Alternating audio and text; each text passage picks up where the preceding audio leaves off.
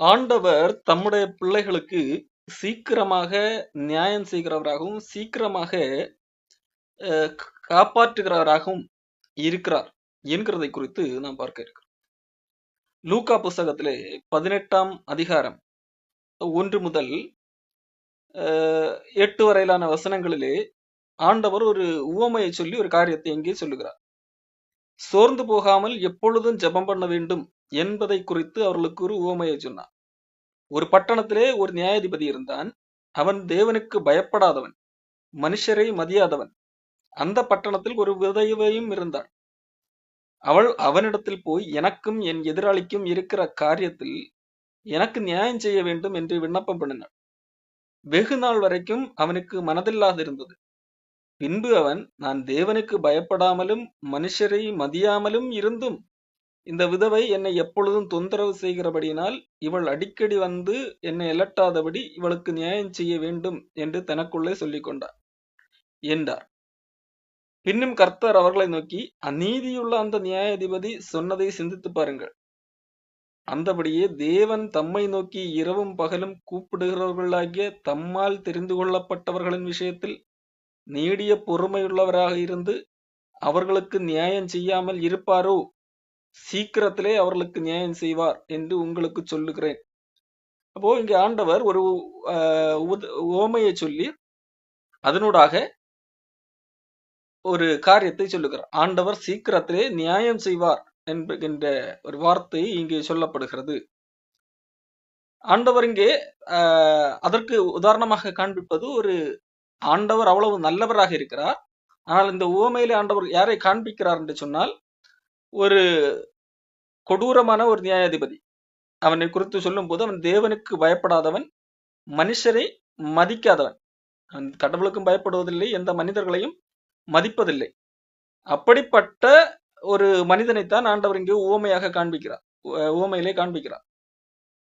அவனிடத்திலே ஒரு விதவை, யாரும் இல்லாதவள், கேட்பதற்கு ஒருத்தரும் இல்லை, அவளுக்கென்று உதவுவதற்கு யாரும் இல்லை. அப்ப அவளுக்கும் இன்னொருத்தருக்கும் ஒரு வழக்கு இருக்கிறது. அப்போ எனக்கு நியாயம் செய்ய வேண்டும் என்று சொல்லி அந்த எனக்கு என்னுடைய எதிராளிக்கு ஒரு வழக்கு இருக்கிறது, இந்த விஷயத்துல ஒரு நியாயத்தை செய்து தர வேண்டும் என்று சொல்லி யாரிடத்திலே போய் நிற்கிறாள்? அந்த ஊர்ல உள்ள நியாயாதிபதி. அவன் தான் ஒரு ஜட்ஜ். ஆனால் அப்படிப்பட்ட ஜட்ஜாக இருந்தாலும் அவன் மனுஷனை மதிக்கக்கூடியவன் அல்ல, அல்லது கடவுள் தேவனைக்கு பயப்படுகிறவனும் அல்ல. அப்படிப்பட்ட ஒருத்தன் தான் அந்த இடத்துல ஜட்ஜாக இருக்கிறான். வேறு வழியிலே அவனிடத்திலே தான் போய் நின்றாக வேண்டும். அப்படிப்பட்டவனிடத்திலே ஒரு நியாயத்துக்கு நிற்கும் போது அவன் என்ன செய்கிறான்? அவன் உடனடியாக இறங்கி, ஒரு ஏழை விதவை இருக்கிறாள், இவளுக்கு இப்படி ஒரு அநியாயம் நடக்கிறது, நான் உடனே போய் இவளுக்கு இவளுடைய நியாயத்தை தீர்த்து வைக்க வேண்டும் என்று சொல்லி எல்லாம் எண்ணம் வரவில்லை அவனுக்கு. பாருங்கள், அந்த விதவை வெகு நாள் வரைக்கும் அவனுக்கு மனதில்லாது இருந்தது. 4ஆம் வசனத்திலே அவனுக்கு என்ன இல்லை? மனமே இல்லை. அவளுக்கு நியாயம் செய்து கொடுக்க வேண்டும் என்று சொல்லி அவனுக்கு மனதில்லாது இருந்தது. வெகு நாட்களாக மனதில்லாது இருந்தது. ஆனாலும் அவள் என்னது தொடர்ந்து தொந்தரவு செய்து கொண்டே இருந்தாள். என்னது, எனக்கு நியாயம் செய்ய வேண்டும், எனக்கு நியாயம் செய்ய வேண்டும் என்று சொல்லி கேட்டுக்கொண்டே இருந்தாள். இவள் அடிக்கடி வந்து என்னை அலட்டாதபடி, இவளோட தொந்தரவு தாங்கவில்லையே என்கின்ற, சரி வேற வழி இல்லை, இந்த வழக்கை தீர்த்து வைப்போம், இல்லைன்னா டெய்லி வந்து டார்ச்சர் பண்றா என்கின்ற காரணத்திற்காக சரி நியாயம் செய்து இதை கேச முடிச்சு வைப்போம் என்று சொல்லி தனக்குள்ளே சொல்லிக் கொள்ளுகிறான். இதுதான் ஆண்டவர் இந்த கதையாக சொல்லுகிறான். ஒரு அநீதியுள்ள ஒரு கெட்ட ஒரு மனிதன், தேவனுக்கு பயப்படாத ஒரு மனிதன் தொடர்ந்து தன்னிடத்துல கேட்கும் போது அவனுக்கு அதிலே உதவி செய்ய வேண்டும், இறங்க வேண்டும் என்கின்ற மனம் இல்லை என்றாலும் இவர்களுடைய தொந்தரவு சகிக்க கூடாது என்கிறதற்காகவாகிலும் அவன் என்ன செய்கிறான்? போய் நியாயம் செய்து வைக்கிறான். அப்படி என்றால் அப்போ அவன் ஒரு தேவனுக்கு பயப்படாத, மனுஷனை மதிக்காத ஒரு மனிதன். அவன் தன் இரக்கத்தின் அடிப்படையில் அல்ல, மாறாக தொந்தரவு தாங்க முடியாமல் அடிக்கடி வந்து என்னை கேட்கிறாளே, இவள் தொந்தரவு தாங்க முடியவில்லை, இனி இவள் கேட்கிறது நிறுத்தட்டும், இவளுடைய தொந்தரவுல இருந்து நான் கொஞ்சம் தப்பிக்கட்டும் என்கிற காரணத்திற்காக சரி உதவி செய்யலாம் என்று சொல்லி நினைக்கிறான். ஆனா அப்படி என்றால் தேவன் தேவன் எப்படிப்பட்டவர்? நீதி உள்ளவராக இருக்கு, அன்புள்ளவராக இருக்கிறார், மனிதர்கள் மீது இரக்கமுள்ளவராக இருக்கிறார். அப்படிப்பட்டவர் தம்மை நோக்கி இரவும் பகலும் கூப்பிடுகிறவர்களாகிய அவரை பார்த்து கூப்பிடுகிறவர்கள், அவரால் தெரிந்து கொள்ளப்பட்டவர்கள் விஷயத்திலே நீடிய பொறுமையுள்ளவர்களாக இருந்து அவர்களுக்கு நியாயம் செய்யாமல் இருப்பாரோ? அப்போ ஒரு மனுஷனுக்கு பயப்படாத மனுஷனை மதியாத தேவனுக்கு பயப்படாத ஒருத்தனே வேறு வழி இல்லை என்று வரும்போது அவர்களை வழக்கை தீர்த்து வைக்க கிளம்புகிறான் என்று சொன்னால், தேவன் மிக நல்லவர், மனிதரை நேசிக்கக்கூடிய ஒருத்தர் தம்மால் தெரிந்து கொள்ளப்பட்டவர்கள் விஷயத்திலே நீடிய பொறுமையுள்ளவராயிருந்து அவர்களுக்கு நியாயம் செய்யாமல் இருப்பாரா? இல்லை, சீக்கிரத்திலே செய்வார் என்று சொல்லி இங்கே ஆண்டவர் இயேசு கிறிஸ்து சொல்லுகிறார். ஆகவே ஆண்டவரிடத்திலே கேட்கிறவர்கள், ஆண்டவரிடத்திலே தொடர்ந்து பேசுகிறவர்கள், இரவும் பகலும் அவரை பார்த்து கூப்பிடுகிறவர்கள், அவர்களுக்கு நியாயம் செய்வார், சீக்கிரமாகவே செய்வார். ஆண்டவர் என்னது, கேட்காதவர் போல இருக்க மாட்டார் என்கின்ற ஒரு காரியத்தை இங்கே சொல்லுகிறார். சீக்கிரமாக ஆண்டவர் உதவி செய்கிறவராக இருக்கிறார், நியாயம் செய்கிறவராக இருக்கிறார். அப்போ இந்த நியாயம் எப்படிப்பட்ட ஒரு நியாயமாக இருக்கிறது? இந்த பூமியிலே பல மனிதர்களுக்கு அநியாயங்கள் நடக்கிறது, ஏழைகள் ஒடுக்கப்படுகிறார்கள், நீதியாய வாழ்கிறவர்களுக்கு துன்பங்கள் நடக்கிறது, பிரச்சனைகள் வருகிறது, மனிதர்கள் அநீதியாய் நடந்து கொள்ளுகிறார்கள். அப்படிப்பட்ட போது அதனால் பாதிக்கப்பட்டவர்கள் கூப்பிடும் போது ஆண்டவர் சீக்கிரமாகவே நியாயம் செய்கிறவராக இருக்கிறார் என்கிறது இது இயேசு கிறிஸ்துவே நேரடியாக சொல்லுகின்ற ஒரு வார்த்தையாக இருக்கிறது. அப்போ இயேசு கிறிஸ்து சீக்கிரமாக நியாயம் செய்கிறவர். அப்போ சீக்கிரம் என்று சொன்னால் எத்தனை நாட்கள் ஆகும் என்கின்ற ஒரு கேள்வி வருகிறது. அப்போ இன்றைக்கு எனக்கு எல்லாரும் அநீதி இழைக்கிறார்கள், என்னை எல்லாரும் துன்பப்படுத்துகிறார்கள், அப்படி என்று வரும்போது எவ்வளவு நாட்களிலே ஆண்டவர் நியாயம் செய்கிறவராக காணப்படுவார்? ஆண்டவர் எப்பொழுது நியாயம் செய்கிறவராக இருப்பார் என்கின்ற ஒரு கேள்வி வருகிறது அல்லவா? அதே இடத்திலே தானே ஆண்டவர் பதிலையும் சொல்லுகிறவராக இருக்கிறார். லூக்கா 18ஆம் அதிகாரம் அது 8ஆம் வசனத்திலே 7-8 சேர்த்து படிக்க, அந்தபடியே தேவன் தம்மை நோக்கி இரவும் பகலும் கூப்பிடுகிறவர்களாக தம்மால் தெரிந்து கொள்ளப்பட்டவர்களின் விஷயத்தில் நீடிய பொறுமையுள்ளவராயிருந்து அவர்களுக்கு நியாயம் செய்யாமல் இருப்பாரோ? இல்லை, சீக்கிரத்திலே அவர்களுக்கு நியாயம் செய்வார் என்று உங்களுக்கு சொல்லுகிறேன். ஆகிலும் மனுஷகுமாரன் வரும்போது பூமியில் விசுவாசத்தை காண்பாரோ என்றார். அப்ப எப்பொழுது ஆண்டவர் நியாயம் செய்வார்? மனுஷகுமாரன் வரும்போது ஆண்டவர் நியாயம் செய்வார். இப்போ சீக்கிரத்திலே நியாயம் செய்வார் என்று சொல்லப்பட்டிருக்கிறது. மனுஷகுமாரன் வருவது அது எப்போதோ நடக்கக்கூடிய ஒரு காரியம் ஆயிற்று. அது ஒருவேளை முதல் நூற்றாண்டிலே வாழ்ந்தவர்கள் என்று சொன்னால், இயேசு கிறிஸ்து இந்த காரியத்தை சொல்லும் போது அன்றைக்கு பூமியிலே வாழ்ந்தவர்கள் என்று சொன்னால், இன்னும் இப்போது அதிலிருந்து 2000 வருடங்கள் ஆகிவிட்டது. அப்போ இன்னும் ஆண்டவர் வரவில்லையே, அப்போ இது எப்படி சீக்கிரமாகும் என்கின்ற ஒரு கேள்வி வருகிறது. ஏன்னா ஆண்டவர் சொல்லுகிறார் சீக்கிரத்திலே நியாயம் செய்வார் என்று சொல்லிவிட்டு உடனடியாக சொல்லுகிற வார்த்தை அவர் வரும்போது விசுவாசத்தை காண்பாரோ என்பதாக இங்கே சொல்லப்பட்டிருக்கிறது. அன்புக்குரியவர்களே, வேதாகமத்திலே சில இடங்களில் சீக்கிரம் என்று சொல்லி எழுதப்பட்டிருக்கிற வார்த்தை நாம் உடனடியாக என்ன நினைத்துக் கொள்கிறோம்? சீக்கிரம் என்று இந்த பூமியில நாம் வாழும் போது 1 நாள் 2 நாள் அல்லது 1 வருடம் 2 வருடம் என்பதாக பல வேளைகளில் எண்ணிக்கொள்ள வாய்ப்பு உண்டு. ஆனால் எல்லா இடங்களிலும் அதைத்தான் குறிக்கிறதா என்று கேட்டால் அப்படி அல்ல. 2 தெசலோனிக்கேயர் புஸ்தகத்திலே 1ஆம் அதிகாரத்திலே 4ஆம் வசனத்திலிருந்து ஒரு காரியத்தை படிக்கிறேன். 2 தெசலோனிக்கேயர் 1ஆம் அதிகாரம் 4ஆம் வசனம், நீங்கள் சகிக்கிற சகல துன்பங்களிலும் உபத்திரவங்களிலும் பொறுமையையும் விசுவாசத்தையும் காண்பிக்கிறது நிமித்தம் உங்களை குறித்து நாங்கள் தேவனுடைய சபைகளில் மேன்மை பாராட்டுகிறோம். பாருங்கள், இங்கே தெசலோனிக்க சபைக்கு பவுல் அப்போஸ்தலன் எழுதும் போது ஒரு காரியத்தை சொல்கிறார். அங்கே உள்ள மக்கள் சகல துன்பங்கள் சகிக்கிறார்கள், சகல துன்பங்களை சகிக்கிறார்கள், உபத்திரவங்களில் பொறுமையையும் விசுவாசத்தையும் காண்பிக்கிறார். அப்படிப்பட்டவர்கள் தெசலோனிக்க உள்ள மக்கள் எப்படி காணப்படுகிறார்கள்? உபத்திரவப்படுகிறவர்களாக காணப்படுகிறார். அப்படியானால் யாரோ அவர்களை உபத்திரவப்படுத்துகிறார்கள். அப்போ அவர்களுக்கு நியாயம் செய்ய தேவை. யாரோ ஒருத்தரால் இவர்களுக்கு பாதிப்பு, துன்பம் மட்டுமல்ல, அவர்களுக்கு உபத்திரவம் காணப்படுகிறது. 5ஆம் வசனம், நீங்கள் தேவனுடைய ராஜ்யத்தின் நிமித்தம் பாடு அனுபவிக்கிறவர்களாய் இருக்க அந்த ராஜ்யத்துக்கு நீங்கள் பாத்திரர் என்று எண்ணப்படும்படிக்கு தேவன் நியாயமான தீர்ப்பு செய்கிறவர் என்பதற்கு அதுவே அத்தாட்சியாக இருக்கிறது. அப்போ தேவன் நியாயமான தீர்ப்பு செய்வார். உங்களுக்கு தேவன் நியாயமான தீர்ப்பு செய்வார். அந்த ராஜ்யத்திற்கு நீங்கள் பாத்திரர்கள்.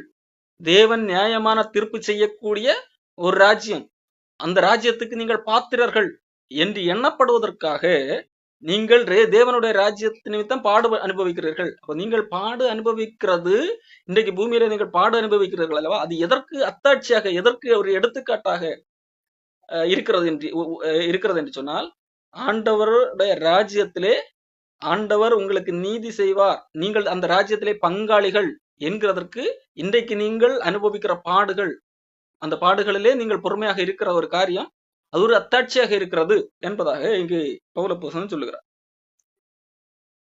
உங்களை உபத்திரவப்படுத்துகிறவர்களுக்கு உபத்திரவத்தை பாருங்கள், நீதி செய்கிற ஒரு காரியம். உங்களை உபத்திரவப்படுத்துகிறார்கள் அல்லவா, அப்போ அப்படிப்பட்ட ஒரு கேஸ் போகிறது. உதாரணத்துக்கு அந்த விதவை அந்த அநியாயமாய் உள்ள, அதாவது தேவனுக்கு பயப்படாதவனு மனுஷனுக்கு மனுஷனை மதியாதவனுமாகிய அந்த ஜட்ஜ், நீதிபதி, அவர்களிடத்துல அந்த கேஸ் ஒரு வழியாக தொந்தரவு தாங்காம அந்த கேஸை வழக்கு எடுத்து விசாரிக்கிறான். விசாரித்து என்ன செய்கிறான், இந்த விதவைக்கு யார் துன்பத்தை கொடுத்தார்களோ அந்த வழக்குக்கு காரணமாக அந்த காணப்பட்ட அந்த எதிராளிக்கு என்ன செய்கிறார், அந்த வழக்கை விசாரிக்கும் போது என்ன கொடுக்க வேண்டியிருக்கும், தண்டனை கொடுக்க வேண்டியிருக்கும். அப்படித்தானே, அந்த வழக்கு விசாரணைக்கு வரும்போது தண்டனை கொடுக்கப்பட வேண்டியிருக்கும். அதான் தீர்ப்பு, நியாயமான, அதான் நியாயம் செய்தல். அல்லது அந்த அந்த ஒரு துன்பப்படுத்தின ஒரு நபர் இருக்கிறார்கள் அல்லவா, அந்த விதவையினுடைய ஒரு எதிராளி, அவர்களால் இந்த விதவைக்கு ஏதாவது இழப்பு இருந்தால், அவ்வளவு பிரச்சனைகள் துன்பங்கள் கொடுத்திருப்பார்கள், அதற்கான ஒரு இழப்பீடை இந்த ஜட்ஜ்மெண்ட் அந்த நபருக்கு வாங்கி கொடுக்கும். அதே காரியத்தை தான் இங்கே சொல்லப்படுகிறது. உங்களை உபத்திரவப்படுத்தினார்கள் அல்லவா, அவர்களுக்கு ஆண்டவர் நியாயம் செய்வார், சீக்கிரத்துல நியாயம் செய்வார். அப்போ அந்த எப்படி நியாயம் காணப்படுகிறது பாருங்கள். 1 தெசலோனிக்கேயர் 1:6, உங்களை உபத்திரவப்படுத்துகிறவர்களுக்கு உபத்திரவம். உங்களை யாரெல்லாம் உபத்திரவப்படுத்தினார்களோ, அதாவது இங்கே கிறிஸ்துவின் நிமித்தம் சிலர் உபத்திரவப்படுத்தி இருக்கிறார்கள் அல்லவா உங்களை, அவர்களுக்கு உபத்திரவத்தையும், உபத்திரவப்படுகிற உங்களுக்கு, அப்ப நீங்கள் இவ்வளவு நேரம் உபத்திரவப்பட்டீர்கள், அப்ப அதற்கான ஒரு காம்பன்சேஷன், அதுதானே ஜட்ஜ்மெண்ட். துன்பம் அனுபவத்தில் நீதி என்றால், நீதி நியாயம் என்று சொன்னால் என்ன, ஒரு இழப்பு. ஜட்ஜ் என்ன செய்கிறார், இவ்வளவு காரியம் நீங்கள் இழந்திருக்கிறீர்கள், துன்பப்பட்டிருக்க, அதற்கான காம்பன்சேஷன், அதற்கான ஒரு இழப்பீடு என்று சொல்லி தீர்ப்பு கொடுக்கிறார் அல்லவா. அப்ப உபத்திரவப்பட்ட உங்களுக்கு எங்களோட கூட இளைப்பாறுதல், அப்போ இளைப்பாறுதல் அங்கு நியாயமாக வழங்கப்படுகிறது. அப்போ கிறிஸ்துவுக்காக நீங்கள் உபத்திரவப்பட்டிருக்கிறீர்கள், துன்பப்பட்டிருக்கிறீர்கள், உங்களுக்கு ஒரு அநியாயம் நடந்திருக்கிறது, அந்த அநியாயத்துக்கு தக்க ஒரு நீதி, ஒரு பிரதிபலனாக கொடுக்கப்படுகிறது, நியாயம் செய்யப்படுகிறது. என்ன, உங்களுக்கு எங்களோட கூட இளைப்பாறுதல் பிரதிபலனாக கொடுப்பது தேவனுக்கு நீதியாக இருக்கிறதே என்று சொல்லி இங்கே சொல்லப்படுகிறது. இது எப்பொழுது நடக்கக்கூடியது, சீக்கிரத்திலே நடக்கக்கூடிய ஒன்று என்று சொல்லி நாம் ஏற்கனவே பார்த்தோம். இப்ப சீக்கிரம் என்று சொன்ன உடனடியாக நாம் என்ன நினைப்போம், நம்ம இன்னைக்கு பாடுபடுறோம், நான் இன்னைக்கு கதறி கண்ணீர் வடித்து நான் ஜெபித்து விட்டேன், நாளைக்கு ஆண்டவர் என்னுடைய எதிராளிக்கு தண்டனை கொடுத்து விடுவார், அப்படியாக பல வேளைகளில் பலர் பேசலாம். ஆனால் இது எப்பொழுது நடக்கும் என்று சொல்லி நாம் பார்க்கிறோம்.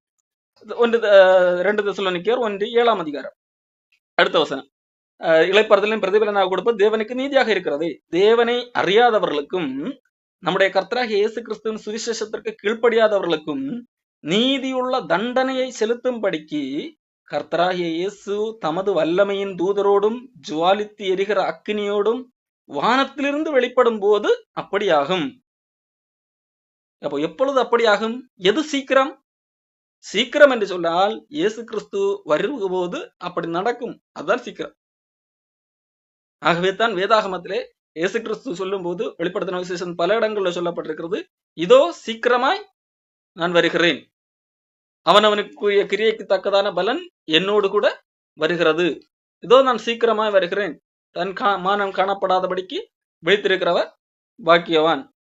கடைசியாக வெளிப்படுத்தின விசேஷத்தை முடிக்கும் போது இவைகளை சாட்சியாக அறிவிக்கிறவர் மெய்யாகவே நான் சீக்கிரமாய் வருகிறேன் என்றார்.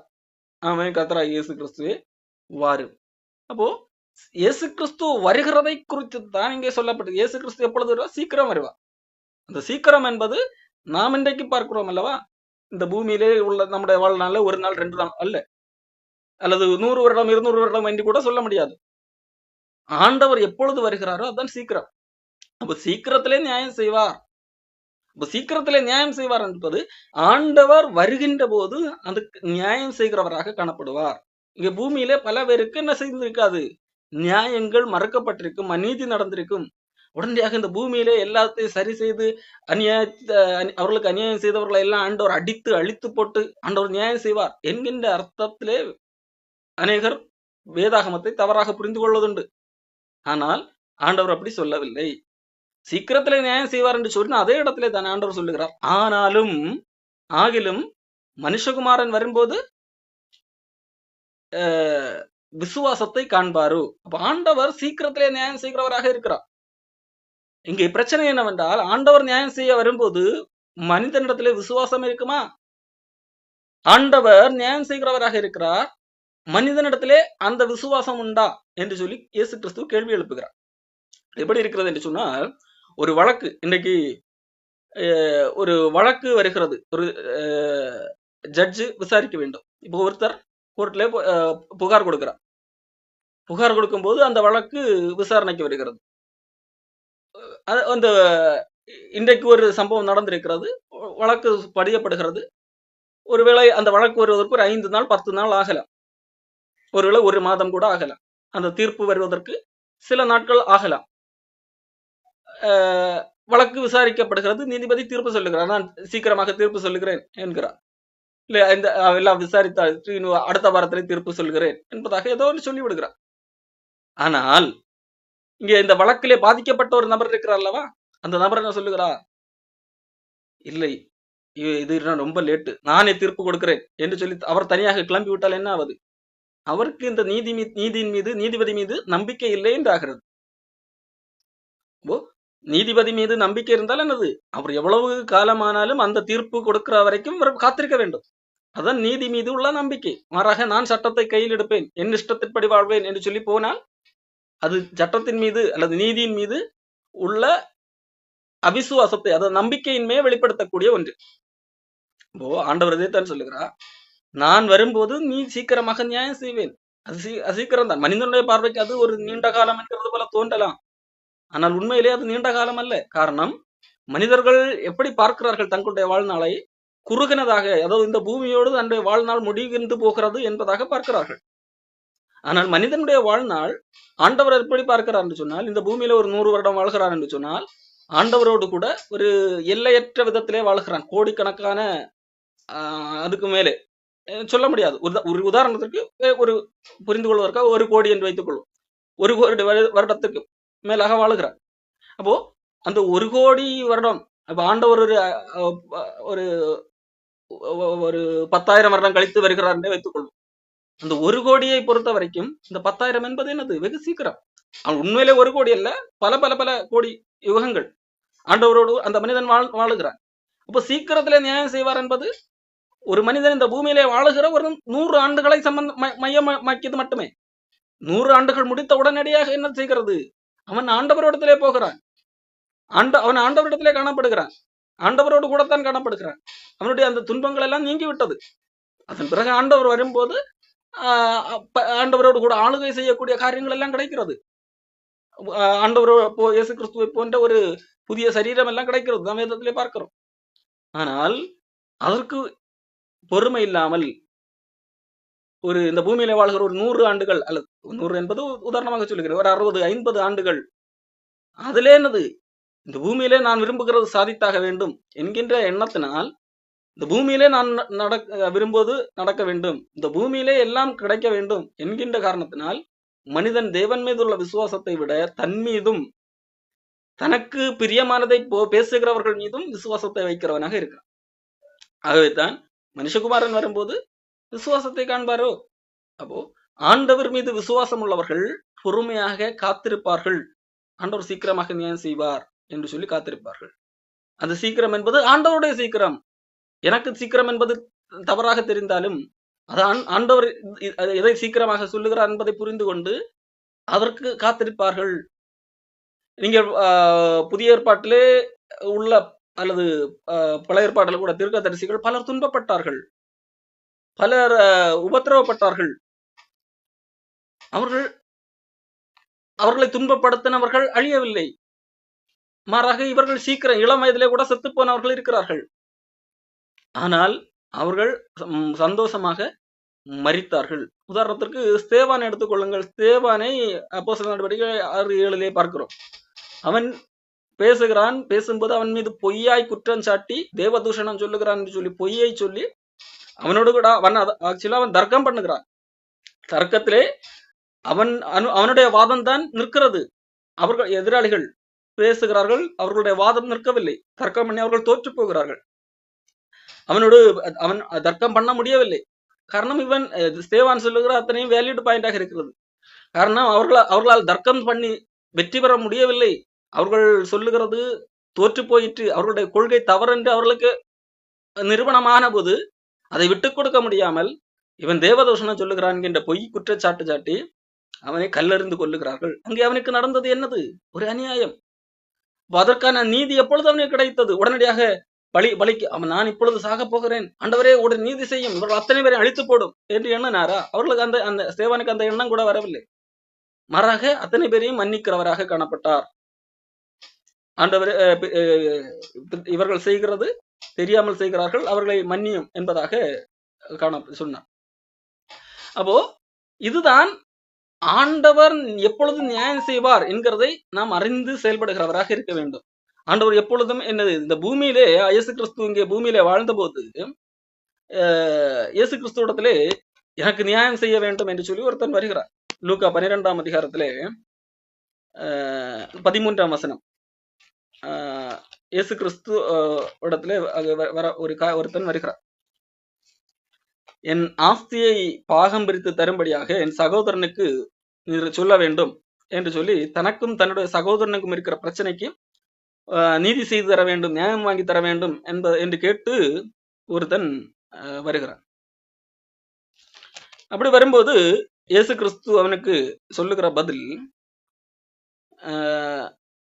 ஜனக்கூட்டத்தில் ஒருவன் அவரை நோக்கி, போதகரே, ஆஸ்தியை பாகம் பிரித்து என் வீதத்தை எனக்கு தரும்படி என் சகோதரனுக்கு கட்டளையிட வேண்டும் என்று கேட்டுக்கொண்டார். அதற்கு அவர் இயேசு கிறிஸ்து, மனுஷனே, என்னை உங்களுக்கு நியாயாதிபதியாகவும் பங்கிடுகிறவனாகவும் வைத்தவன் யார் என்றார். இப்பொழுது எனக்கு இந்த பிரச்சனை இருக்கிறது, இதுல என்னது, நியாயம் பிரித்து தர வேண்டும், அதுக்கு இது ஒரு நியாயம் நீதி செய்ய வேண்டும், என்னுடைய சகோதரனிடத்திலே ஒரு வழக்கு இருக்கிறது என்று சொல்லி இயேசு கிறிஸ்துவிடத்திலே போகும்போது இயேசு கிறிஸ்து என்ன சொன்னார்? மனுஷனே, என்னை உங்களுக்கு நியாயாதிபதியாகவும் பங்கிடுகிறவனாகவும் வைத்தவன் யார் என்று சொன்னார். அப்ப இங்கே ஆண்டவர் இயேசு கிறிஸ்து எப்படி செயல்படவில்லை? நியாயாதிபதியாகவும் பங்கிடுகிறவராகவும் செயல்படவில்லை. காரணம், இயேசு கிறிஸ்து சொன்னது, என்னுடைய ராஜ்யம் இந்த உலகத்துக்கு உரியது அல்ல. என்னுடைய ராஜ்யம் உலகத்துக்கு உரியது அல்ல என்று சொல்லி ஆண்டவர் இயேசு கிறிஸ்து சிலுவையில் அறையப்பட போகிற போது அங்கே சொல்லுகிறார். அங்கே நின்று பிலாத்துவுக்கு முன்பாக சொல்லுகிறார், நீ ராஜாவா என்று கேட்கும் போது சொல்லுகிறார், ஆம், நீ சொல்லுகிறபடி நான் ராஜா தான், ஆனால் என்னுடைய ராஜ்யம் இந்த உலகத்திலே ஆட்சி பிடிப்பதோ, இந்த உலகத்திலே சொத்து சேர்ப்பதோ, இந்த உலகத்திலே எல்லாவற்றையும் ஆண்டு அனுபவிப்பதோ அல்ல என்று சொல்கிறார். ஆகவே அப்படி இருக்க ஆண்டவர் இயேசு கிறிஸ்து போதித்தது என்ன?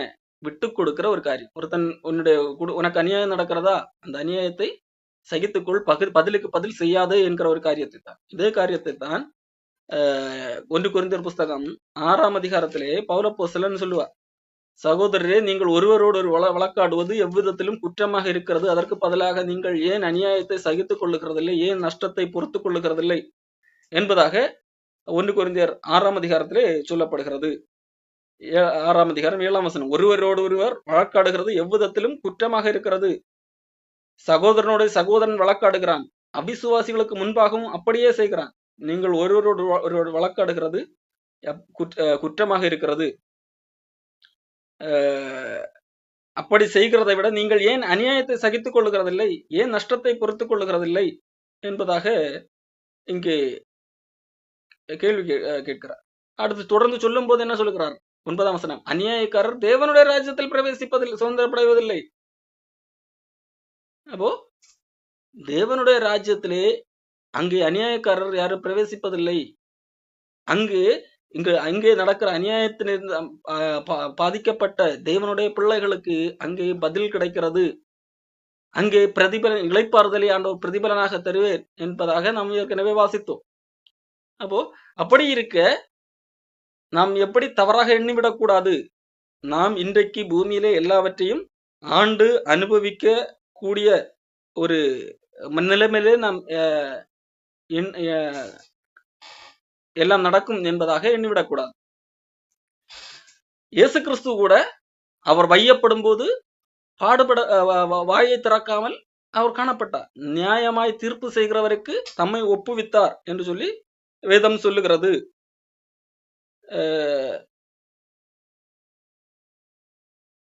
1 பேதுரு 2:23 அவர் வையப்படும் போது பதிலுக்கு வையவில்லை, பாடுபடும் போது பதிலுக்கு பயமுறுத்தவில்லை, மாறாக நியாயமாய் தீர்ப்பு செய்கிறவருக்கு தம்மை ஒப்புவித்தார் என்று சொல்லி எழுதப்பட்டிருக்கிறார்.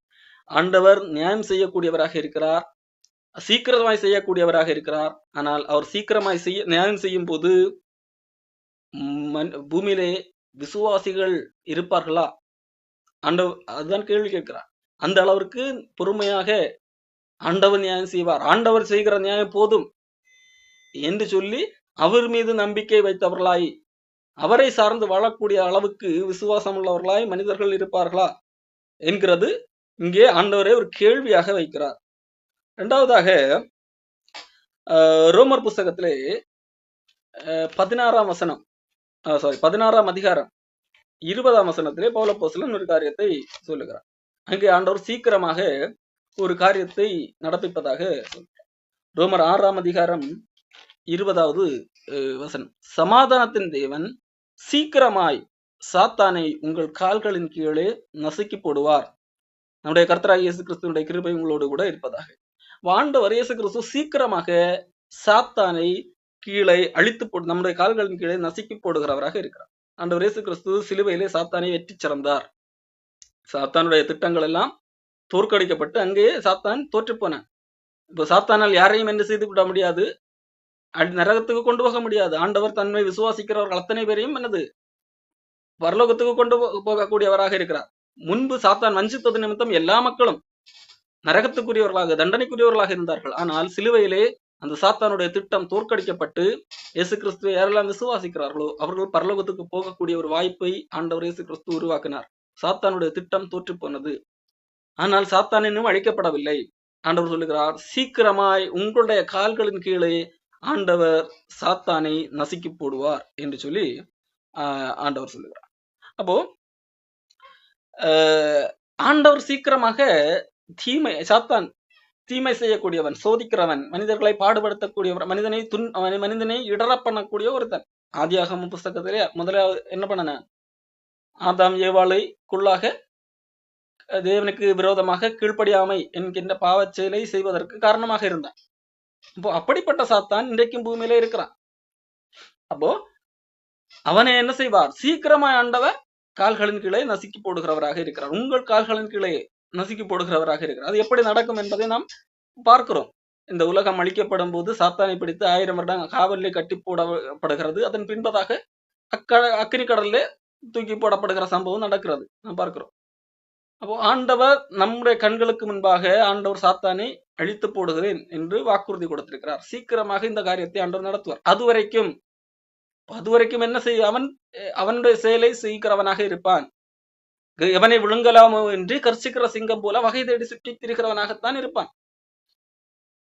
அப்போ நாம் எப்படி காணப்பட வேண்டும்? அந்த சீக்கிரமாய் அவன் அழிகிற வரைக்கும் நாம் எப்படி காணப்பட வேண்டும்? அதற்கு முந்தைய வசனம் ரோமர் 16:19, உங்கள் கீழ்ப்படுதல் யாவருக்கும் தெரிய வந்திருக்கிறது, ஆகையால் உங்களை குறித்து சந்தோஷப்படுகிறேன். ஆனாலும் நீங்கள் நன்மைக்கு ஞானிகளும் தீமைக்கு பேதைகளுமாக இருக்க வேண்டும் என்று விரும்புகிறேன் என்று சொல்லிவிட்டுதான் சமாதானத்தின் தேவன் சீக்கிரமாய் சாத்தானை உங்கள் கால்களின் கீழே நசுக்கி போடுவார் என்று சொல்கிறார்.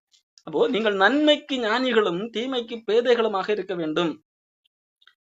காரணமே, சாத்தான் இன்னும் கீழே நசுக்கி போடவில்லை. தீமையே தூண்டப்படாத ஒரு உலகத்திலே நாம் வாழவில்லை. பாவமுள்ள ஒரு உலகத்திலே தான் வாழ்கிறோம். நம்ம இடற பண்ணக்கூடிய காரியங்கள் சூழ்ந்துள்ள உலகத்திலே தான் வாழ்கிறோம். இந்த உலகம் பொல்லாங்கனுக்குள்ளாக கிடக்கப்படுகிறது என்று சொல்லக்கூடிய உலகத்திலே தான் வாழ்கிறோம். ஆகையால் அவன் சீக்கிரம் நசுக்கப்பட போடுவான். ஆனால் அது வரைக்கும் ஆகையால் நாம் எப்படிப்பட்டவர்களாக இருக்க வேண்டும்? நன்மைக்கு ஞானிகளாக இருக்க வேண்டும், தீமைக்கு பேதைகளாக, தீமை செய்வதற்கு தெரியாதவர்களாக, பேதையாக காணப்பட வேண்டும் என்று சொல்லி இங்கே பவுல் அப்போஸ்தலன் சொல்லி. அப்போ இந்த உணர்வு நம்மிடத்திலே எப்பொழுதும் காணப்பட வேண்டும். ஆண்டவர் இயேசு கிறிஸ்து வரும்போது சாத்தான் நமது கண்களுக்கு முன்பாக அகற்றப்படுகிறவனாக இருக்கிறான். சாத்தானற்ற இந்த தீமையற்ற ஒரு உலகத்திலே நாம் வாழப்போகிறவர்களாக இருக்கிறோம். நாம் தீமைக்கு தூண்டப்படாத ஒரு இடத்திலே நாம் வாழப்போகிறோம். ஆனால் அதுவரைக்கும் நாம் நன்மைக்கு ஞானிகளும் தீமைக்கு பேதைகளுமாக இருக்க வேண்டும். தீமைக்கு உட்படாமல் இருக்க வேண்டும். இயேசு கிறிஸ்துவே தீமைக்கு தூண்டப்பட்டார், சாத்தானால் சோதிக்கப்பட்டார். எல்லா மனுஷர் எப்படி சோதிக்கப்படுகிறார்களோ அப்படியெல்லாம் சோதிக்கப்பட்டார் என்று சொல்லி எபிரேய ஆசிரியர் எழுதுகிறார். அப்படிப்பட்டவர் நாம் சோதிக்கப்படும் போது நமக்கு உதவி செய்வதற்கும் வல்லவராக இருக்கிறார் என்று சொல்லி எபிரேய ஆசிரியர் எழுதுகிறார். ஆகவே அவருடைய உதவியை பெற்று நமக்கு ஒரு பிரச்சனை இருக்கிறது, சோதனை மேற்கொள்ள கஷ்டமாக இருக்கிறது என்றால் அவரிடத்திலே போய் சரணடைந்து நாம் நன்மைக்கு ஞானிகளாக இருக்க, நன்மை செய்வதிலே சோர்ந்து போகாமல் தொடர்ந்து செய்கிறவர்களாக, அதிலே இன்னும் பழக்கப்பட்டு தேறி ஞானிகளாக மாறுகிறவர்களாக இருக்க வேண்டும். அதே வேளையிலே தீமை செய்வதற்கு ஒன்றும் தெரியாதவர்களாக என்கின்ற நிலைமைக்கு நேராக செல்லுகிறவர்களாக பேதையாக இருக்க வேண்டும் என்று சொல்லி இங்கு பவுல் அப்போஸ்தலன் சொல்கிறார். அப்போ ஆண்டவர் சீக்கிரமாக தீமையை அழித்து போடுவார், தீமையற்ற ஒரு உலகத்திலே வைக்கப் போகிறார். ஆனால் அதுவரைக்கும் நாம் தீமைக்கு உடன்படாமல் நிற்க வேண்டும். தீமைக்கு உடன்பட்டு தீமையோடு கலந்து தீமையோடு ஒன்றுபட்டு வாழ்ந்தால்தான் இந்த உலகத்திலே பிழைக்க முடியும் என்கின்ற தவறான புத்தியில இன்றைக்கு அநேக மக்கள் வாழ்ந்து கொண்டிருக்கிறார்கள். அநேக போதகர்களுக்கு கூட சாத்தானுடைய உபதேசத்தை போதிக்கிறவர்களாக இருக்கிறார்கள். ஏன்? இந்த உலகத்திலே பிழைப்பு நடத்த வேண்டும் என்பதற்காக. இந்த உலகத்தின் அதிபதியோடு கூட்டு சேர்ந்து அவர்கள் அவனுடைய ஏஜென்ட்டுகளாக இருக்கிறார்கள். ஆனால் அப்படிப்பட்ட வஞ்சக வலைகளுக்குள்ளாக சிக்காதபடி நாம் தீமைக்கு பேதைகளாக காணப்பட வேண்டும். அடுத்ததாக ஆண்டவர் சீக்கிரமாக செய்யக்கூடிய ஒரு காரியம் என்னவென்றால், பல வேளைகளில் நமக்கு பழக்கப்பட்ட ஒரு வசனம் 2 கொரிந்தியர் 4ஆம் அதிகாரத்திலே 17ஆம் வசனம், அதி சீக்கிரத்தில் நீங்கிவிடும் இந்த லேசான உபத்திரவம் என்று சொல்லி பவுல் அப்போஸ்தலன் சொல்லுவார். நம்முடைய உபத்திரவம் அதி சீக்கிரத்திலே வெகு வேகமாக நீங்கக்கூடிய ஒன்றாக இருக்கிறது. நாம் இந்த பூமியிலே படுகிற துன்பங்கள், கஷ்டங்கள், உபத்திரவங்கள், இது எல்லாமே வெகு வேகமாக நீங்கக்கூடிய, அதி சீக்கிரமாக நீங்கக்கூடிய ஒன்றாக காணப்படுகிறது. அதி சீக்கிரத்தில் நீங்கும் லேசான நம்முடைய உபத்திரவம் மிகவும் அதிகமான நித்திய கன மகிமையை உண்டாக்குகிறதாக இருக்கிறது. இந்த உபத்திரவம் வேகமாக நீங்கக்கூடிய ஒரு உபத்திரவம். ஆனால் இந்த உபத்திரவம் நமக்கு எதை செய்ய கொடுக்கிற ஒன்றாக இருக்கிறது? அதிகமான நித்திய கன மகிமையை உண்டாக்கக்கூடிய ஒன்றாக இருக்கிறது. அதிகமான கனத்தை கொடுக்கக்கூடிய ஒன்றாக இருக்கிறது. இங்கே பவுல் அப்போஸ்தலன் தான் இந்த வார்த்தை எழுதுகிறார். அவர் எழுதும் போது பயன்படுத்துகிற வார்த்தை அதி சீக்கிரத்திலே நீங்கக்கூடிய லேசான உபத்திரவம் என்று சொல்லி எழுதுகிறார். பவுல் அப்போஸ்தலனுடைய வாழ்க்கையை பாருங்கள். இங்கே இப்படி எழுதுகிற பவுல் அப்போஸ்தலன் அவர் தன்னுடைய வரலாற்றை, தான் பட்ட துன்பங்களை எல்லாம் எழுதும் போது அது பார்ப்பதற்கு லேசாக நமக்கு தெரியுமா? நம்முடைய பார்வையில் அது லேசாக தெரிவதில்லை. ஆனால் பவுல் சொல்லுகிறார் லேசான உபத்திரவம் என்று சொல்லி. இதே 2 கொரிந்தியர் புத்தகம் 1ஆம் அதிகாரத்திலே கூட அவர் என்னெல்லாம் பாடுகள் பட்டார் என்று சொல்லி எழுதியிருக்கிறார். 1 கொரிந்தியர் 1ஆம் அதிகாரம்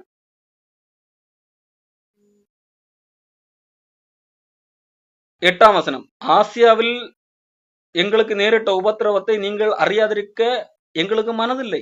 என்னவெனில் பிழைப்போம் என்கிற நம்பிக்கை அற்று போகத்தக்கதாக எங்கள் பலத்துக்கு மிஞ்சின அதிக பாரமான வருத்தம் எங்களுக்கு உண்டாயிற்று. நாங்கள் எங்கள் மேல் நம்பிக்கையாயிராமல் மரித்தோரை எழுப்புகிற தேவன் மேல் நம்பிக்கையாயிருக்கத்தக்கதாக மரணம் வரும் என்று நாங்கள் எங்களுக்குள்ளே நிச்சயித்திருந்தோம். அப்படிப்பட்ட மரணத்தினின்றும் அவர் எங்களுக்கு தப்பிவித்தார், எப்பொழுதும் தப்பிவிக்கிறார், இன்னும் தப்பிப்பார் என்று அவரை நம்பி இருக்கிறோம் என்பதாக எழுதுகிறார். இதே 2 கொரிந்தியர் 6ஆம் அதிகாரத்திலே அவர் சொல்லும் போது 4ஆம் வசனம், மிகுந்த பொறுமையிலும் உபத்திரவங்களிலும் நெருக்கங்களிலும் இடுக்கண்களிலும் அடிகளிலும் காவல்களிலும் கலகங்களிலும் பிரயாசங்களிலும் கண்விழிப்புகளிலும் உபத்திரவங்களிலும் கற்பிலும் அறிவிலும் நீடிய சாந்தத்திலும் தயவிலும் பரிசுத்தாவிலும் மற்ற அன்பின் வசனத்திலும் சத்திய வசனத்திலும் திவ்ய பலத்திலாகிய வலதிடவர்க்கத்து ஆவியிலும் இப்படியெல்லாம் இப்படிப்பட்ட காரணங்களில் எல்லாம் பவுல் கடந்து சென்றதை குறித்து அவர் அங்கே பல காரியங்களை அங்கே எழுதுகிறார். எங்களை பார்க்கிறவர்கள் எல்லாரும் எப்படி மரணத்துக்கு குறிக்கப்பட்டவர்களை போல இவரை பார்க்கிறார்கள், துன்பப்படுகிறவர்களாக அவர்களை எண்ணுகிறார்கள், தரித்திரரா என்கிறதாக அவர்கள் பார்க்கிறார்கள். காரணம் அவர்கள் அப்படிப்பட்ட சூழ்நிலை கடந்து சென்றதாக இங்கே எழுதுகிறார். மட்டுமல்ல, எழுதும்போது 3 முறை 40 முறை அடிக்கப்பட்டேன், கப்பர் சேதத்தில் இருந்தேன், இப்படிலாம் பல காரியங்கள்ல பவுல் அப்போஸ்தலன் எழுதுகிறார். இது எல்லாமே நமக்கு இப்படிப்பட்டதிலே ஒரு சின்ன பிரச்சனை, சின்ன அளவுக்கு கூட நாம் கடந்து போயிருக்க மாட்டோம். பவுல் அப்போஸ்தலன் சொல்லுகிறார் அல்லவா, லேசான உபத்திரவம் என்று சொல்லி. அப்படிப்பட்ட லேசான உபத்திரவத்தை பேசுகிற பவுல் அப்போஸ்தலன் கடந்து சென்ற உபத்திரவங்கள் நாம் அறிகிறோம். அதிலே ஒரு சிறிய அளவு கூட நாம் போயிருக்க மாட்டோம். அப்போ பவுல் அப்போஸ்தலன் அனுபவித்த அவ்வளவு பெரிய உபத்திரவங்களே அது லேசானது என்று சொன்னால், இப்போ நாம் எல்லாம் சந்திக்கிற பிரச்சனைகள், நாம் எல்லாம் காண்கின்ற ஃபேஸ் பண்ணுகிற சில துன்பங்களாகட்டும், சில இடையூறுகளாகட்டும், அது எல்லாம் என்னது கணக்கிலே கொள்ள முடியாது, அதெல்லாம் உபத்திரவம் என்றே சொல்ல முடியாது. காரணம் பவுல் அவ்வளவு துன்பங்கள் அனுபவித்து விட்டு சொல்லுகிறார் இது லேசான உபத்திரவம் என்று சொல்லி. அப்போ நாம் என்னது அது நாமெல்லாம் நம்முடைய வாழ்க்கையில வருகிறது உபத்திரவம் என்றே சொல்ல முடியாது. வேதாகம் சொல்லுகிறது இது அதிசீக்கிரத்திலே நீங்கிவிடும். அப்போ இந்த அதிசீக்கிரம் என்பது எது? இயேசு கிறிஸ்து வருகின்ற போது நமக்குள்ளாக கிடைக்கக்கூடிய ஒன்று. பாருங்கள், அதிலே சொல்லப்பட்டிருக்கிற ஒரு காரியம் 2 கொரிந்தியர் 4ஆம் அதிகாரம் 16ஆம் வசனம், ஆனபடியானால் நாங்கள் சோர்ந்து போகிறதில்லை, எங்கள் புறம்பான மனுஷனானது அழிந்தும் உள்ளான மனுஷனானது நாளுக்கு நாள் புதிதாக்கப்படுகிறது, மேலும் காணப்படுகிறவைகளை அல்ல காணப்படாதவைகளை நோக்கி இருக்கிற நமக்கு, காணப்படாதவைகளை நோக்கி இருக்கிற நமக்கு என்று சொல்லி பவுல் எழுதுகிறார். அப்போ இந்த அதிசீக்கிரத்திலே நீங்கிவிடும் இந்த லேசான உபத்திரவம் என்பது யாருக்கு? பூமிக்குரியவைகளை நோக்கி இருக்கிறவர்களுக்கு அல்ல. ஆனால் இந்த வார்த்தை இன்றைக்கு அதிகமாக யாருக்கு பயன்படுத்தப்படுகிறது என்று சொன்னால், பூமிக்குரியவைகளை நோக்கி இருக்கிறவர்களுக்கு தான் பயன்படுத்தப்படுகிறது. இதையெல்லாம் வருடம் வாக்குத்தத்தமாக கூட சிலர் கொடுப்பது உண்டு. மாதம் உங்களுக்கு இந்த பிரச்சனையா, கடன் பிரச்சனையா, உங்களுடைய இந்த சொத்து தகராறா, எல்லா பிரச்சனையும் இங்க வாருங்கள், சால்வ் பண்ணி தர முடியும். அதாவது இந்த மாதத்திலே எல்லா பிரச்சனையும் சால்வ், உங்களுக்கு இனிமே உங்களுடைய வாழ்க்கையில எல்லா பிரச்சனையும் கிடையாது, எல்லாம் வெற்றிமுகம்தான் என்கிறதாக எல்லாம் இந்த வசனத்தை பயன்படுத்துவார்கள். ஆனால் அது எப்படி? பூமிக்குரியதாக. ஆனால் இங்கே பவுல் அப்போஸ்தலன் சொல்லுகிறது இது யாருக்குரியது? யாருக்கு அதிசீக்கிரத்திலே நெருங்கும் இந்த லேசான உபத்திரவம்? பூமிக்குரியவைகளை நோக்கி இருக்கிறவர்களுக்கு அல்ல, மாறாக காணப்படாத ஒரு ராஜ்யம் வருகிறது. இதுவரைக்கும் நாம் அதை என்னது கண்களால் பார்க்கவில்லை. அப்போ காணப்படுகிறவைகளே அல்ல, காணப்படுகிறவைகளே அது இந்த பூமிக்குரியவைகள், இந்த உலகத்திலே உள்ளவைகள் நாம் பார்க்கிறோம். பொருள், செல்வம், பணம், அந்தஸ்து. அப்போ இவைகள் தான் இந்த பூமிக்குரியவைகள். அப்போ பூமிக்குரியவைகளை நோக்கி இருக்கிறவர்களுக்கு அல்ல, காணப்படாதவைகளை நோக்கி இருக்கிறவர்களுக்கு அதிசீக்கிரத்திலே நீங்கும் இந்த லேசான உபத்திரவம் எதை கொண்டு வருகிறது? அதிகமான கனமகிமையை, நித்திய கனமகிமையை உண்டாக்குகிறதாக இருக்கிறது. அப்போ இந்த பூமிக்கிலே அனுபவிக்கிற உபத்திரவங்கள், துன்பங்கள், பாடுகள் தேவன் இயேசு கிறிஸ்துவை ஏற்றுக்கொண்டது நிமித்தம், அவருடைய வழிகளை பின்பற்றுகிறது நிமித்தம், அவருடைய வழிகளை பின்பற்றி நீதியாக நடக்கிறது நிமித்தம், அவருடைய இயேசு கிறிஸ்து போதித்தபடி வாழ்கிறது நிமித்தம் சந்திக்கிற பிரச்சனைகள் அல்லது சந்திக்கிற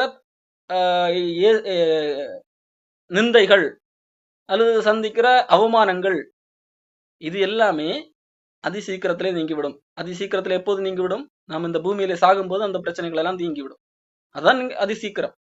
அது சீக்கிரம் என்று சொன்னால் 1 வாரத்திலே நீங்கிவிடும், 2 வாரத்திலே நீங்கிவிடும் என்றல்ல இங்க பவுல் சொல்வது. இந்த பூமியில நாம் இருக்கிற வரைக்கும் தான் இந்த பிரச்சனை. அது என்னது? அது சீக்கிரமான ஒரு காரியம். உதாரணத்துக்கு நான் ஏற்கனவே சொன்னது போல, அது 100 வருடம் இந்த பூமியிலே இருந்தாலும் அது சீக்கிரம் தான். அது குறைந்தது தான். எப்படி? நாம் இந்த உலகத்திலே ஆண்டவரோடு கூட அடுத்து வாழப்போகிற வாழ்க்கை, அதை ஒப்பிட்டு பார்க்கும் பொழுது, நாம் இந்த பூமியிலே வாழக்கூடிய ஒரு காரியம், இந்த பூமியில அனுபவிக்கக்கூடிய காரியம், அது ஒன்றுமில்லை. காணப்படுகிறவைகள் அநித்தியமானவைகள். இந்த பூமிக்குரியவை எல்லாமே என்னது? நித்தியமானது அல்ல. இது அழிந்து போகக்கூடியது. நிலையானது அல்ல, அநித்தியமானது. அப்படியானால் நிலையற்றது, தற்காலிகமானது. இன்றைக்கு ஒருத்தருக்கு பணம் இருக்கும், அது ஆண்டவர் நினைத்தால் அடுத்த செகண்டே இல்ல, பணம் இருக்கும், அந்த ஆள் இல்லாமல் போனால் என்ன ஆகும்?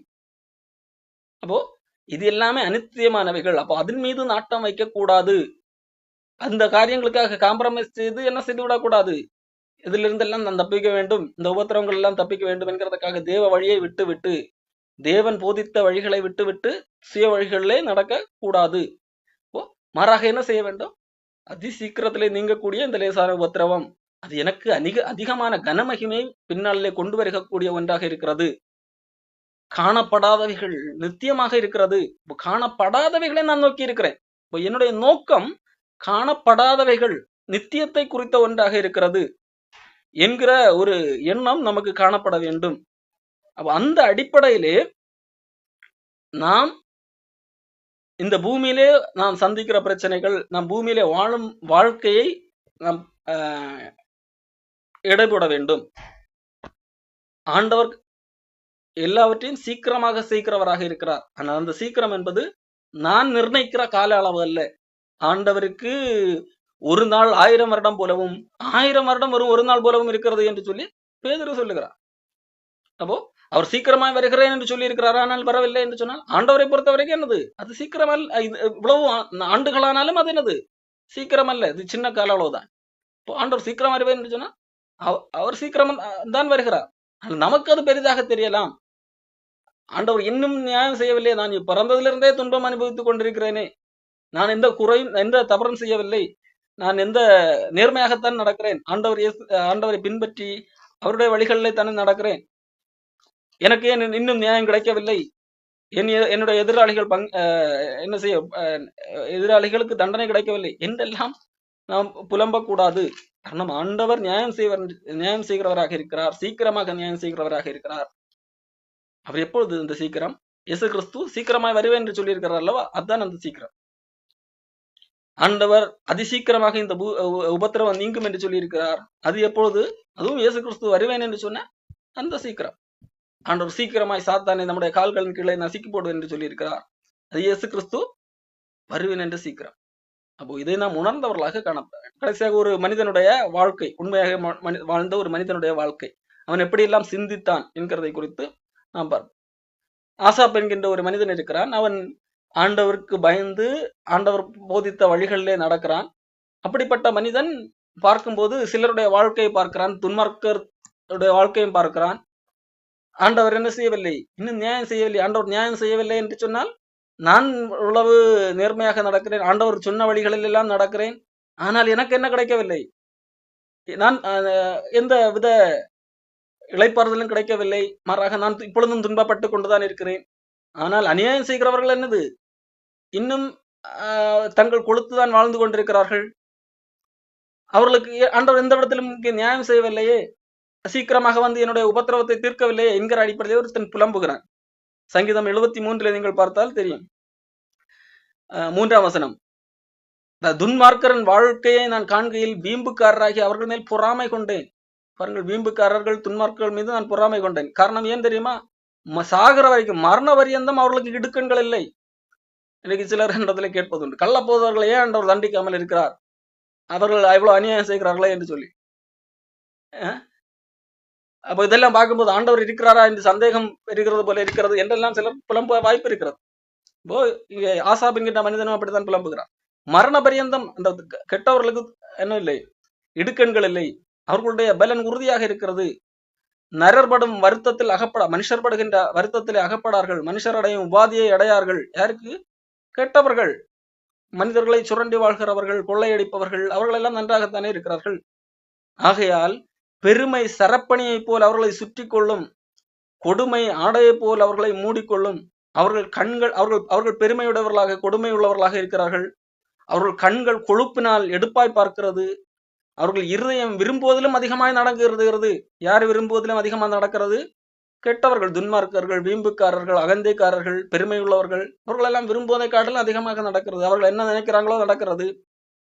அவர்கள் சீர்கட்டு போய் அகந்தையாய் கொடுமை பேசுகிறார்கள், இருமாப்பாய் பேசுகிறார்கள். தங்கள் வாய் வானமட்டும் எட்ட பேசுகிறார்கள். அவர்கள் நாவு பூமி எங்கும் உலவுகிறது. ஆகையால் அவருடைய ஜனங்கள் இந்த வழியாகவே திரும்புகிறார்கள். தண்ணீர்கள் அவர்களுக்கு பரிபூர்ணமாய் சுரந்து வரும். தேவனுக்கு அது எப்படி தெரியும்? உன்னதமானவருக்கு அதை பற்றி அறிவு உண்டோ என்று சொல்லுகிறார்கள். அப்போ அவர்களுக்கு என்னது? கடவுளையே பரியாசம் பண்ணுகிறவர்களாக இருக்கிறார்கள். இதோ இவர்கள் துன்மார்க்கர். இவர்கள் என்றும் சுகஜீவிகளாக இருந்து ஆஸ்தியை பெருக பண்ணுகிறார்கள். என்றைக்கும் சுகஜீவிகளாக இருக்கிறார்கள். தங்களுடைய ஆஸ்தியை பெருக்கிக் கொண்டே போகிறார்கள். ஆனால் துன்மார்க்கர். அப்போ நான் என்ன செய்கிறேன்? அவர் தன்னை குறித்து சொல்லுகிறார். இப்படிப்பட்ட கெட்டவர்கள் எல்லாம் இப்படி இருக்கிறார்கள், துன்மார்கள் எல்லாம் இப்படி இருக்கிறார்கள். அப்போ நான் என்னது? நேர்மையாக நடப்புறது, வீணாக நடக்கிறது என்னது? வேஸ்ட்.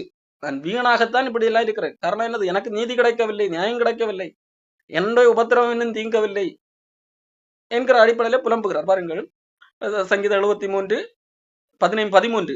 நான் வீணாகவே என் இருதயத்தை சுத்தம் பண்ணி குற்றமில்லாமலே என் கைகளை கழுவினேன். நாள்தோறும் நான் பாதிக்கப்பட்டும் காலைதோறும் தண்டிக்கப்பட்டும் இருக்கிறேன்.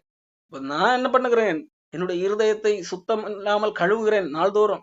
இப்ப சிந்திக்கும் பார்க்கும்போது எனக்கு வேஸ்ட் மாதிரி தெரியுது. காரணம் என்னது? இருதயத்தை கழுவாத கெட்டவர்கள் எல்லாம் நல்லா வாழுகிறார்கள். மாற இப்படி இருதயத்தை சுத்தம் பண்ணி வாழுகிறான். நான் காலைதோறும் தண்டிக்கப்படுகிறேன், ஒவ்வொரு நாளும் வாதிக்கப்படுகிறேன் என்பதாக சொல்லுகிறான். இவ்விதமாய் பேசுவேன் என்று நான் சொன்னேனானால் இதோ உம்முடைய பிள்ளைகளின் சந்ததிக்கு துரோகியாவேன். அப்போ இவ்வளவு பேசிக்கிட்டு தான் சொல்றாரு, இப்படி எல்லாம் நான் பேசுவேன்னு சொன்னா நான் உம்முடைய பிள்ளைகளுக்கு, உம்முடைய சந்ததிக்கு தான் துரோகியாவேன். அதனால நான் பேச மாட்டேன். அதாவது அந்த எண்ணம் வருகிறது, அதனால நான் பேச மாட்டேன் என்கின்ற ஒரு முடிவுக்கு வருகிறார். இதை அறியும்படிக்கு யோசித்து பார்த்தேன்.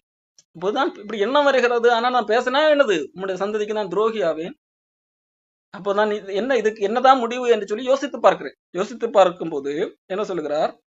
இதை அறியும்படிக்கு யோசித்து பார்த்தேன். நான் தேவனுடைய பரிசுத்த ஸ்தலத்துக்குள் பிரவேசித்து அவர்கள் முடிவை கவனித்து உணரும் அளவும் அது என் பார்வைக்கு விசனமாகவே இருந்தது.